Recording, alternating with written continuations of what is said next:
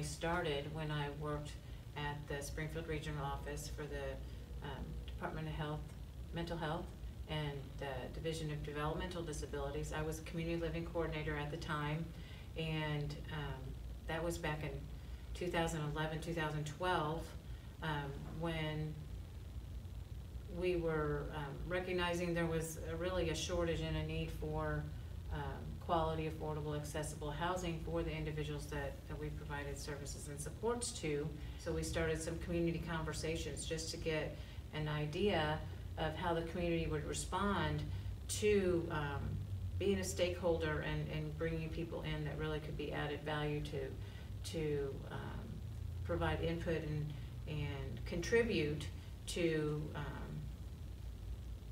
creating housing options for people in a way that was meaningful and that was attainable, and just to start setting goals and having outcomes that we could achieve. And so that's where we started. And Shelby was there from the beginning. And we were invited to that first meeting not really knowing what it was going to be. It really wasn't called the Home Team at that time. We didn't have a name. It was really exciting when we came up with the name Home Team, and it kind of gave us an ownership of this idea. And we're really happy to be a part of it and all the great things that we've done. Karen bought this cup for me after I joined the Home Team, so I drink coffee out of it and think about the Home Team daily. Well, really what kicked it off was the community conversations and just creating initially a list of different roles and types of stakeholders that we could reach out to, because you had to kind of think outside of the box of what you would typically think as someone that would have a stake in housing. I think the Home Team's been really beneficial to the community because we've been able to really get the awareness of the housing needs out there through various activities and projects. With all the different perspectives that we have on the team, because everybody's from a different profession in the housing industry, whether it's an architect, a contractor, affordable housing developer, everybody has, realtors. Mm-hmm. An individual. There's individuals, who actually need that housing.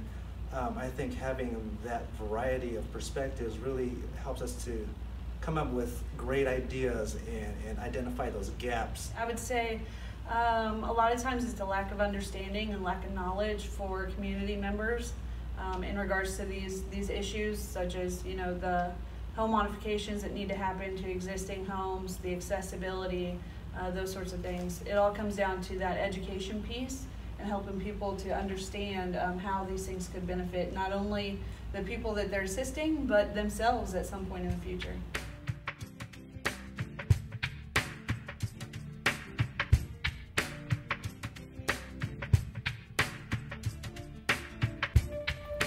So I think it's been great that our team actually has a mission statement, which is right here on the sign.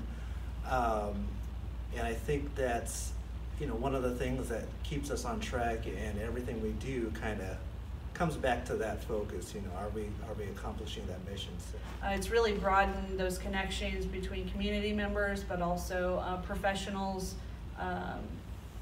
contractors, realtors, all those things are able to come together and have conversations to expand that concept to more than just the people that work in this field.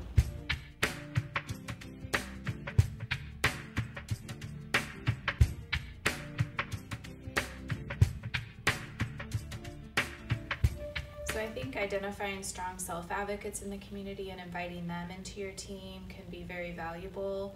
And I think what we've seen is that they bring a different perspective, not only to the meetings, but also to some of the events and activities that we've organized.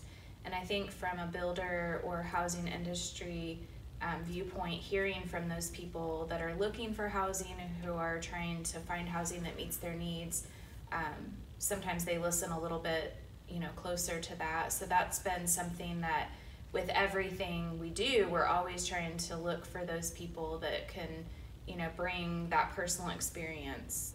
One of the things we've been involved in is we had a expert on universal design from North Carolina come in and Home Team sponsored him coming, and we had it open to builders and trying to have them understand universal design, and that was just very interesting, and hoping to plant a small seed in their brain, you know, and understanding what it is and at least hearing about it, and that was really exciting to me.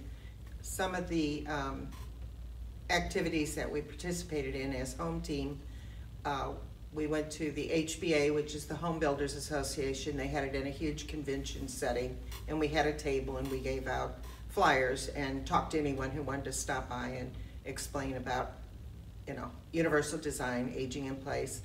A couple of the others, we had a landlord luncheon and a fair housing luncheon. I think the Home Team's been successful in reaching out to important community members, people that build houses, people who make decisions in the city, and they know what universal design is. They know why it's important to have an accessible entry. They know why it's important to have affordable housing and how that makes your community better. And so getting that education out there has been just really beneficial. And when you start to tell somebody about universal design, they're like, oh, I know. Then you're like, great, good, I'm glad you already know about it. So I think what we're doing is working. So I think having the city involved has been a really beneficial thing because they help distribute information. Recently we had a fair housing training, and it was kind of co-sponsored by the Home Team and Skill, but they actually put it on their website for future, you know, reference for landlords who weren't able to make it. So I think if you can reach out to your city or local municipalities, it could be really helpful. When the Home Team was developed, I was asked to be a part of the original team, and ever since then, which was back in 2013 and 2014, since then we primarily build new universal design houses if the lot is landscaped where we can. If it's feasible, if the lot's flat, then that's what we try to do, is build universal design. So we currently have 10 new universal design homes, and we are getting ready to start construction on 3 more later this year. Like Sherry, I was asked to be part of the Home Team back in 2013. As being the director, I was asked to start looking for housing as we move forward, closing our group homes. The wave was for these individuals to move out into a smaller home setting. With this task, I knew that it was hard for my individuals to move. Some of the individuals residing in our group home had been there since the day it was open. So to move forward and to move them out, I really wanted it to be one time they move out, but they move to a home that they could age in place in.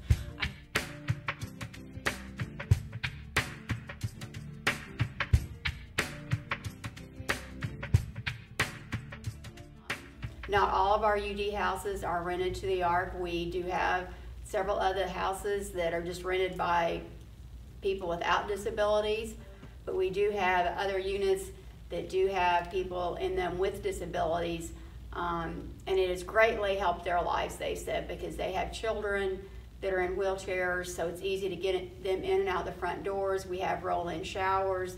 It's just, you know, been a good situation all the way around. We have only seen benefits, especially with the homes that are universal design. Once a client is able to learn that they can push themselves into the bathroom because the doors are wide enough, that they're able to roll themselves in the shower, they're able to reach the countertops and brush their teeth. It really opened up this independence that they really lacked.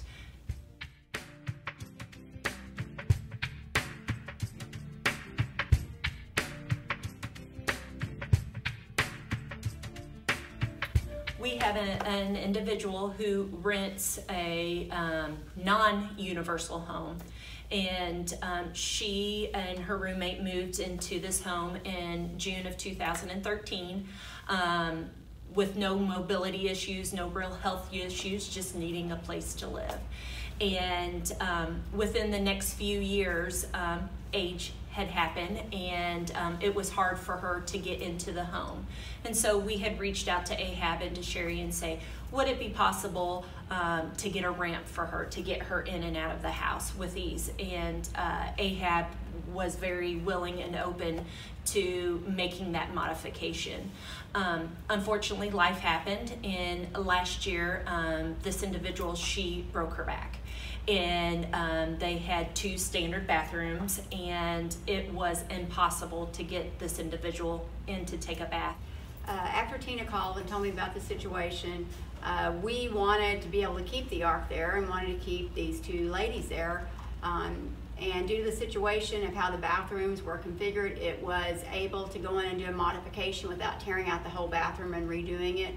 We just took out the tub shower combination and was able to put in a step-in shower unit only with minimal expense.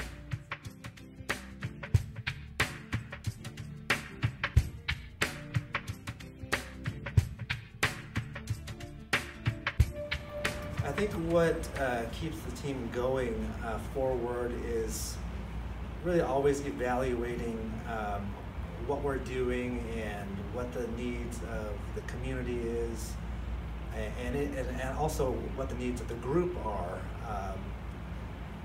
We reevaluate our goals every year and kind of try to discuss, what have we accomplished in the past year, what do we want to do moving forward, and I think that getting everybody's input and feedback helps keep everybody involved, and not only that, Jason, I would say bringing new team members on constantly. That things, people move and people change, so education and information has to be continually repopulated. You have to continually be educating and continuing the message. Even if you've told it 10 times, you have to tell it 10 more times.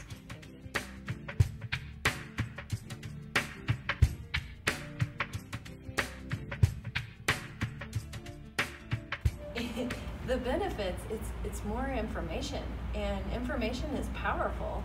If you're educated about what the needs are and what's going on around you, and to have all of these people at the table with all of these perspectives who are concerned about affordable and accessible housing, it just makes me a better professional. And it's given me confidence to go out and to talk to people and explain, and talk to builders and try to explain, what universal design is and share what I've learned.